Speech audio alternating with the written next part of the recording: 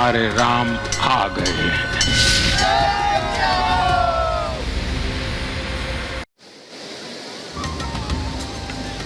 बिल्कुल नमस्कार, आप देख रहे हैं रिपब्लिक भारत। मैं हूं आपके साथ सृष्टि पांडे और ये खास बुलेटिन आपको बता दें, इस वक्त हम सीधे राम की पैड़ी पर मौजूद हैं और यहां पर दीपोत्सव की तैयारी हो चुकी है। आप मेरे आगे पीछे चारों ओर सिर्फ और सिर्फ दीपक देख पाएंगे कि किस तरीके से दीप यहां पर जलाने की जो तैयारी है और अंधेरा होते ही दीपक यहां पर जलने शुरू हो जाएंगे। ये इस वक्त की सबसे बड़ी तस्वीर आपको हम राम की पैड़ी से दिखा रहे हैं, क्योंकि आज दिवाली का सीधे सीधे ऐलान किया था प्रधानमंत्री नरेंद्र मोदी ने कि आज का दिन तो दीपावली अयोध्या में नहीं पूरे देश में मननी चाहिए और इसकी एक एक तस्वीर ये स्वास्तिक दियों से बनाया गया है। आप देखिए कि सरयू नदी बह रही है और यहाँ पर दीप जलाए जा रहे हैं। कुछ ही देर के बाद जैसे अंधेरा होगा, राम की पैड़ी पर माना जा रहा है कि आतिशबाजी होगी, क्योंकि आज 500 वर्षों के वनवास को काटकर रामलला विराजमान हो चुके हैं। ऐतिहासिक तस्वीरें आज पूरे देश ने नहीं बल्कि पूरी दुनिया ने देखी। हर राम के प्रेमी ने ये तस्वीरें देखी हैं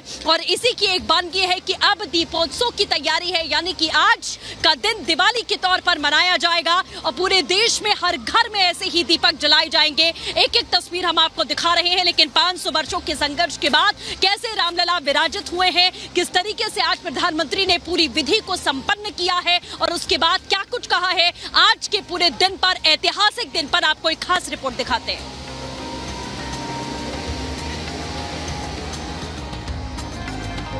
तो आपको लगातार हमने अयोध्या से हर तस्वीर दिखाई कि किस तरह से लोगों में उत्साह है और आज प्राण प्रतिष्ठा को लेकर लोगों का क्या कहना है।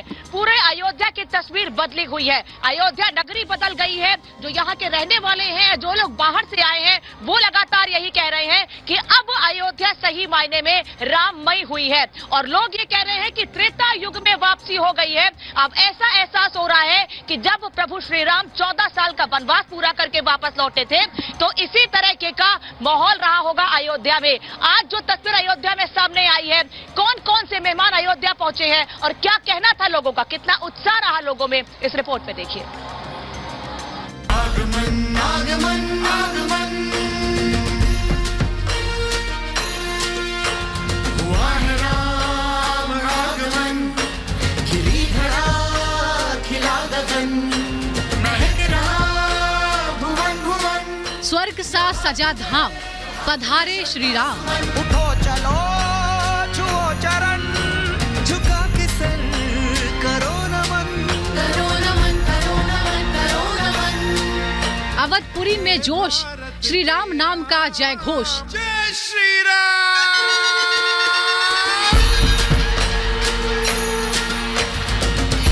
मन भावुक मंगल बेला, मनोहारी रूप अलबेला। जय श्री राम, जय जय राम, जय श्री राम, जय जय राम। सांस्कृतिक विरासत का अमृत काल, जय श्री राम, जय जय श्री राम। जय श्री राम, जय जय राम, जय श्री राम, जय जय राम। सदियों की साधना, चिराभिलाषा, पीढ़ियों की तपस्या आज पूरी हुई।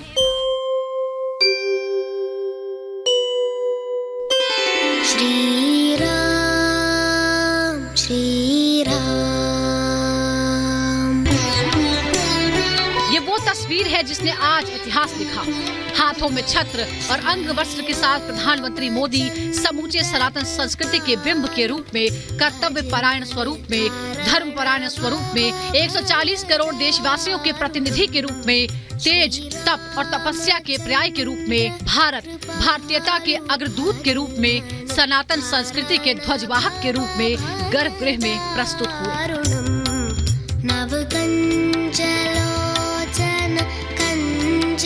जिस शुभ बेला का सालों से हर किसी को इंतजार था, वो 84 सेकंड में पूरा हो गया। श्री राम, श्री राम। इसी के साथ पूरा हुआ प्रधानमंत्री मोदी का तप और संकल्प। आज हमारे राम आ गए हैं।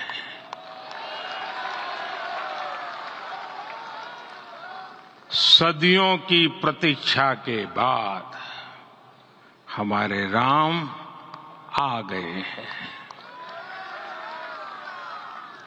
सदियों का अभूतपूर्व धैर्य अनगिनत बलिदान, त्याग और तपस्या के बाद हमारे प्रभु राम आ गए। बोलो जय। पीएम मोदी के हाथों रामलला की प्राण प्रतिष्ठा के साथ ही खत्म हुआ राम भक्तों का 5 सदियों का इंतजार। अयोध्या धाम में जन्मभूमि पर दिव्य नव्य भव्य राम मंदिर में विराजमान हुए रामलला। नीचे उत्सव मूर्ति, ऊपर अचल नव्य दिव्य रामलला विराजमान और जय सिया राम की जय जयकार। पीएम मोदी ने अपने हाथों से रामलला की अचल मूर्ति और उत्सव मूर्ति को भोग लगाया और फिर रामलला की आरती के साथ प्राण प्रतिष्ठा कार्यक्रम का समापन हुआ।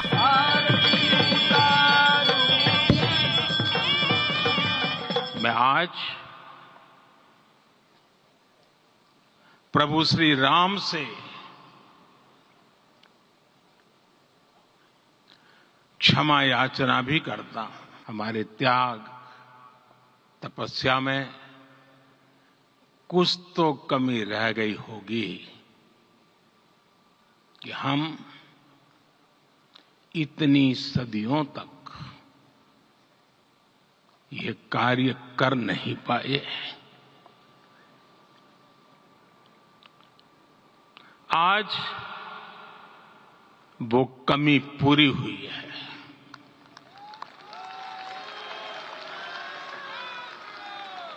मुझे विश्वास है प्रभु राम आज हमें अवश्य क्षमा करेंगे। गर्भगृह में प्राण प्रतिष्ठा कार्यक्रम के दौरान पीएम मोदी, संघ प्रमुख मोहन भागवत, यूपी के राज्यपाल आनंदीबेन पटेल, सीएम योगी आदित्यनाथ और प्रमुख संत मौजूद थे। प्राण प्रतिष्ठा के मंगल कार्यक्रम को पूर्ण करने से पहले पीएम मोदी ने 11 दिनों तक विशेष अनुष्ठान किया। इतना ही नहीं, प्रधानमंत्री मोदी ने 11 दिनों के बाद आज अपना कठिन व्रत तोड़ा। साथ ही देश भर में अलग अलग स्थानों पर राम से जुड़े मंदिरों में दर्शन किए और यम नियमों का पालन किया।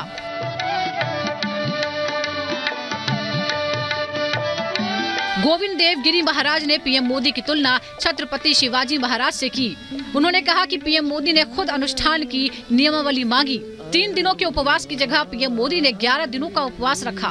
उन्होंने प्राण प्रतिष्ठा अनुष्ठान से पहले नियमों का पालन किया। तप से ही विशेष परिशुद्धि होती है।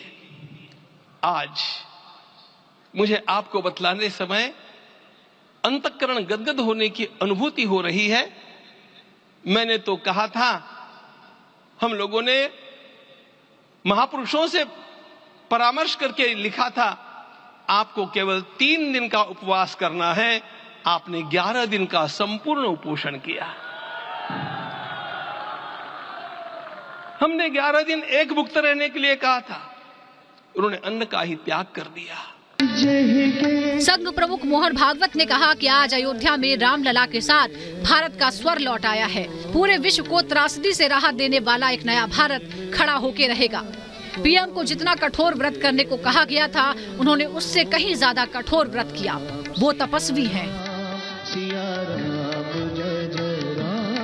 रामलला के साथ भारत का स्व लौट के आया है और संपूर्ण विश्व को त्रासदी से राहत देने वाला एक नया भारत खड़ा होके रहेगा। इसका प्रतीक आज का कार्यक्रम बन गया है। प्रधानमंत्री जी ने कठोर व्रत रखा।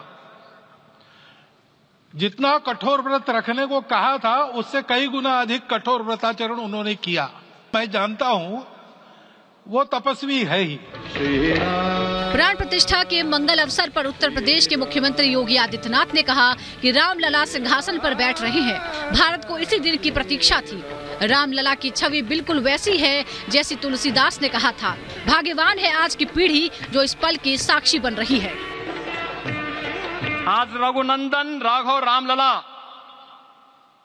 हमारे हृदय के भावों से भरे संकल्प स्वरूप सिंहासन पर विराज रहे हैं।